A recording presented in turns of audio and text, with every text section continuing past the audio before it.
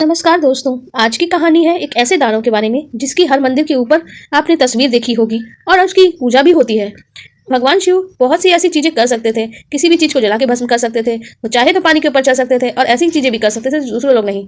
शिव द्वारा उन्मत्त अवस्था में कहे जाने पे अपने आप को खा लो, इस आज्ञा का उसने पालन किया था।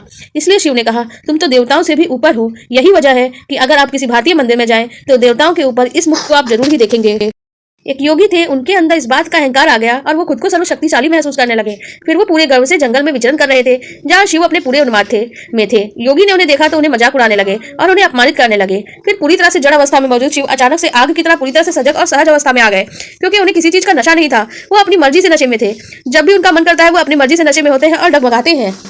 बाद में प्रचंड रूप में आ गए वो, और योगी के लिए एक अचंभे की बात थी कि शिव क्रोध में थे। उन्होंने कहा, तुमने मेरा अपमान किया। उसी समय शिव ने एक दानव पैदा किया और कहा, इस योगी तो को खा जाओ। दानव का अहंकार और प्रचंडता देख के योगी शिव के पैरों में गिर पड़े और दया की भीख मांगने लगे। शिव नशे में थे तो क्रोधित हो गए, लेकिन जैसे ही योगी उनके पैरों में गिरे वो करुणा से भर उठे। दानव ने कहा, ठीक है, तुम उसे मत खाओ। दानव से उसने कहा, तुम चले जाओ। दानव बोला, आपने मुझे बनाया ही इस योगी को खाने के लिए, आप उसे खाने को मना कर रहे हैं तो मैं क्या करूं? मुझे बनाया ही इस मकसद से गया था। लेकिन शिव फिर उसी उन्मत्त अवस्था में पहुंच गए थे और उसी मनोदशा में उन्होंने कह दिया, अपने आप को खा जाओ। जब वो पीछे मुड़े उस समय तक दानव ने खुद को ही खा लिया। उसने अपने सारे शरीर का हिस्सा खा लिया, केवल चेहरा बचा था और 2 हाथ उसके मुंह में जा रहे थे। वह सिर्फ 2 हाथ खाने के लिए ही बचे हुए थे।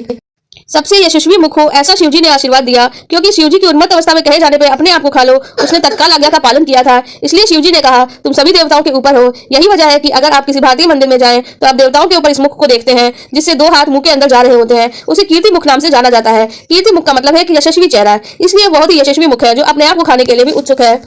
माना जाता है वह आकाश और समय के सभी के ऊपर है, और देवताओं के ऊपर होने का मतलब है इन सभी आयामों के ऊपर उठ चुका है। देवता भी कुछ हकीकतों के अधीन होते हैं, पर वह इन सब के ऊपर है।